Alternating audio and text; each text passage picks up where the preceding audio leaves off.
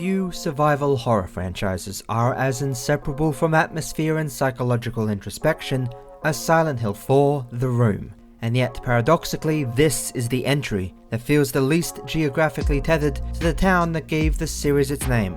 Earlier installments, particularly Silent Hill 2 and my next entry I plan on covering, Silent Hill 3, construct their dread through fog-drenched streets, abandoned hospitals, and labyrinthian nightmare realms that externalize guilt and trauma into sprawling physical landscapes. Silent Hill 4 does something more invasive and in many ways much more subversive. It compresses horror inward. Instead of asking what happens when you wander into a cursed town, it asks what happens when the curse is already inside your home. The result is not merely a change of scenery, but a radical reconfiguration of how safety, progression, and spatial identity function within survival horror. It dismantles the assumption that horror is something you enter and exit at will. In Silent Hill 4, horror is something that waits behind your front door. From the opening moments, the game destabilizes the player's relationship with control. Our protagonist, Henry Townsend, does not awaken to fog rolling across empty streets. He awakens in confinement. His apartment door is chained from the inside. The windows refuse to open, the phone line produces nothing but static noise, time passes, yet nothing changes. This is not a descent into danger, it is an awakening into imprisonment. The apartment 302 in South Ashfield Heights, becomes a sealed environment that subverts the domestic ideal. Traditionally, home is framed as a sanctuary, a private domain immune to external intrusion. Silent Hill 4 weaponizes that expectation. By rendering Henry unable to leave, the game transforms sanctuary into claustrophobia, and when the only escape appears as a grotesque hole opening in the bathroom wall, the symbolism becomes impossible to ignore. The path to freedom is not through the door, but through violation. Because of this structural inversion, Silent Hill 4 becomes the most conceptually unique entry in the franchise to date. It refuses to replicate the established formula, instead re-engineering the player's expectations about space, repetition, and emotional grounding. It dares to suggest that horror is not a location you visit, but a condition that infiltrates your most private environment. By centering its narrative and mechanics around domestic destabilization, the game does more than offer another psychological nightmare. It interrogates the very notion of safety itself. And in doing so, it proves that horror does not require fog-shrouded distance. Sometimes it only requires four walls, a heavily locked door, and the slow realization that neither belongs to you anymore. If the town of Silent Hill traditionally functions as a projection of inner turmoil stretched across fog-choked streets and rusted corridors, then apartment 302 in Silent Hill 4: The Room functions as something far more intimate. A psychological organ beating quietly at the center of the experience, deteriorating in sync within the narrative's emotional decay. Unlike the sprawling, symbol-laden environments of Silent Hill 2 and the cult-heavy descent of Silent Hill 3, apartment 302 is small, ordinary-looking, and recognizably domestic. It contains a bed, a television, a refrigerator, framed photographs, the banal architecture of everyday life. This ordinariness is precisely what gives its power. Horror in Silent Hill 4 does not begin with spectacle, it begins with familiarity. The game carefully constructs the apartment as neutral territory, a spatial constant in a world that will soon fracture. Its first-person perspective enhances this effect, creating a sense of inhabitation rather than observation. You are not watching Henry exist in this space, you are standing inside it. The stillness is not atmospheric dressing, it is groundwork. What follows is not sudden corruption, but gradual destabilization. The apartment does not erupt into grotesque transformation, instead it shifts almost imperceptibly. A sound emerges from an unseen corner, a stain appears where none existed before. Silent Hill 4 understands that domestic horror thrives on ambiguity. A house does not need to scream to become frightening, it only needs to feel slightly wrong. The lighting grows harsher, the silence grows heavier, the television flickers with images that feel intrusive rather than merely entertaining. Each haunting is less about shock and more about a kind of violation, a quiet trespass against the sanctity of personal space and home. And because the player has been conditioned to view Apartment 302 as a restorative checkpoint, every new disturbance carries psychological weight. The sanctuary is not shattered, it is eroded. The cyclical structure of the game intensifies this erosion into something ritualistic. Each journey through the hole in the bathroom wall itself is a grotesque inversion of the passage, leads to hostile, fragmented worlds filled with distorted architecture and persistent threats. Yet the return to the apartment is never triumphant, it is anxious. What has changed this time? What new corruption has taken root? The act of coming home, typically associated with relief, becomes an exercise in apprehension. Silent Hill 4 transforms the loop of departure and return into a narrative device that communicates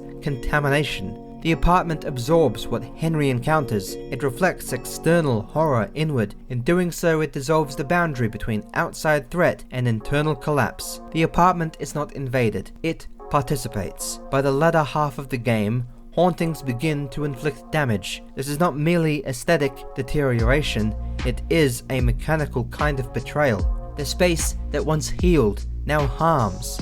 The bed that once restored vitality becomes irrelevant if the room itself bleeds it away. In this moment, the symbolism crystallizes. Safety was never guaranteed, it was merely provisional. The apartment's transformation from sanctuary to aggressor encapsulates the game's thesis that home, stripped of agency and stability, can become the most suffocating prison imaginable. And because the player has inhabited the space intimately, its corruption feels personal. Silent Hill 4 does not destroy a building, it dismantles your own trust within it.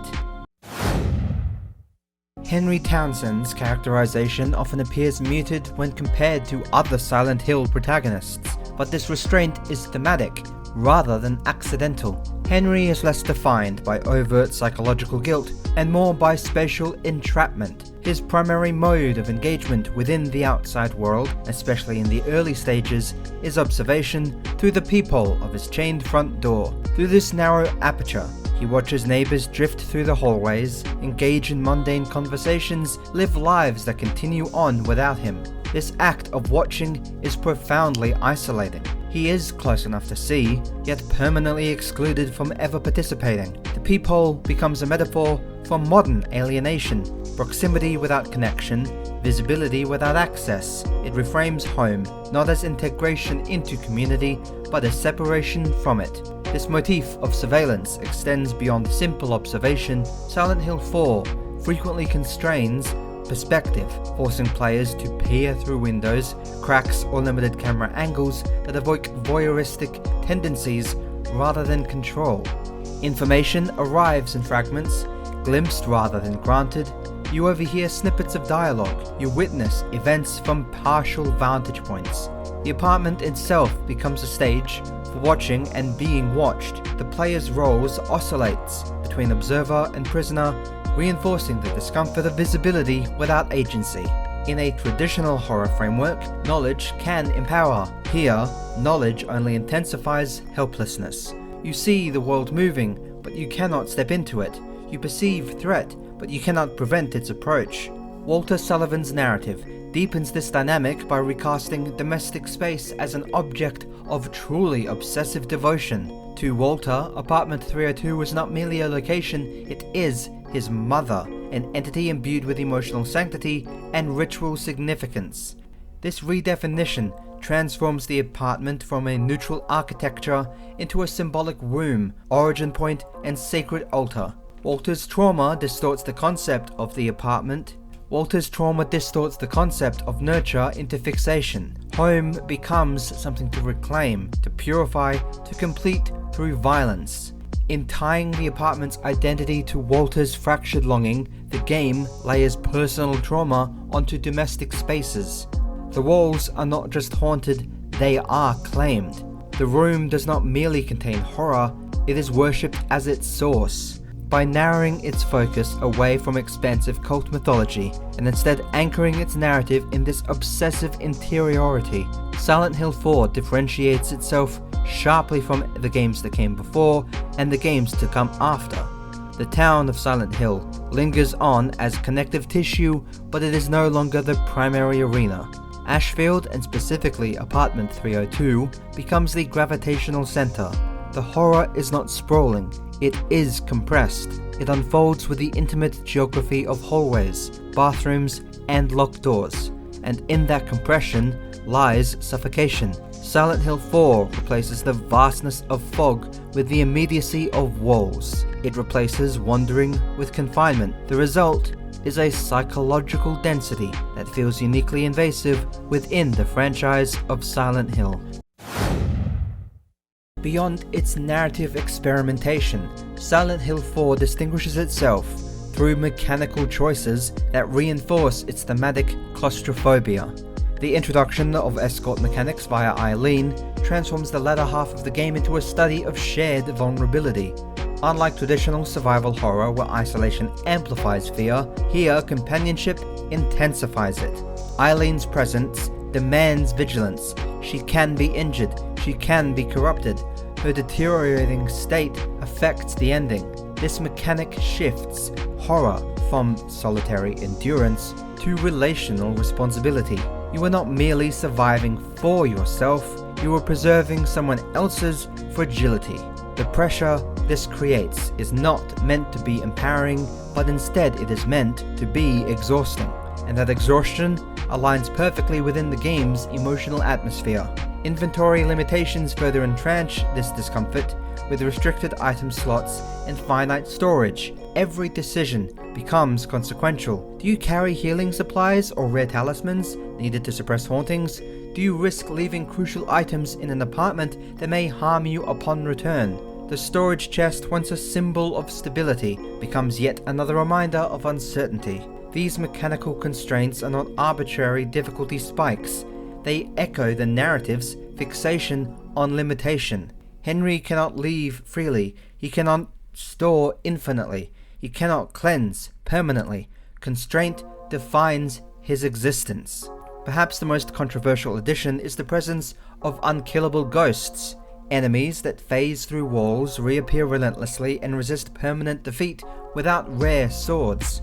These apparitions undermine the traditional survival horror loop of confrontation and elimination. You can't fully conquer them. At best, you suppress them temporarily. This design decision communicates something profound. Certain forms of horror persist. Certain forms of horror persist because they linger beyond individual victories. They cannot be erased through force because in mechanical terms, this denies catharsis. In thematic terms, it mirrors trauma's refusal to disappear neatly. And collectively, these experimental systems render Silent Hill 4 structurally singular. It blends first-person domestic immersion with third-person nightmare traversal. It transforms safe zones into threats. It burdens companionship with consequence. It disrupts pacing with repetition and constraint. Whether one interprets these risks as flawed or visionary, they undeniably carve out an identity separate from every other mainline Silent Hill entry. The game does not refine the established formula. It interrogates it, fractures it, and rebuilds it around confinement. Silent Hill 4 The Room ultimately succeeds not because it replicates what came before it, but because it dismantles it. Where previous entries externalized psychological distress into sprawling symbolic landscapes, this game internalizes distress into domestic architecture. It replaces the terror of wandering lost in fog without the terror of being unable to leave at all. It asks players to reconsider the assumption that safety is spatially guaranteed. And once that assumption collapses, the horror becomes intimate in a way few games dare to attempt. Apartment 302 is not merely a setting, it is a thesis. It demonstrates that home, when stripped of autonomy and invaded by obsession, can become far more frightening than any distant nightmare or town. The slow corruption of Sanctuary communicates a universal anxiety that the spaces we rely upon so heavily for comfort are not immune to decay. In making the player witness that decay firsthand, repeatedly, cyclically, personally, the game ensures that its horror lingers long after the console is finally powered down. That lingering quality is what solidifies Silent Hill 4's place as the most unique entry in the franchise. It does not depend on fog or familiar iconography, it depends on erosion. It proves that horror can live in routine, in repetition, in the quiet shift of a once safe room into hostile territory. And in doing so, it makes a statement that extends beyond the series itself. Sometimes, the most terrifying realization is not that something is out there, but that it has been inside all along.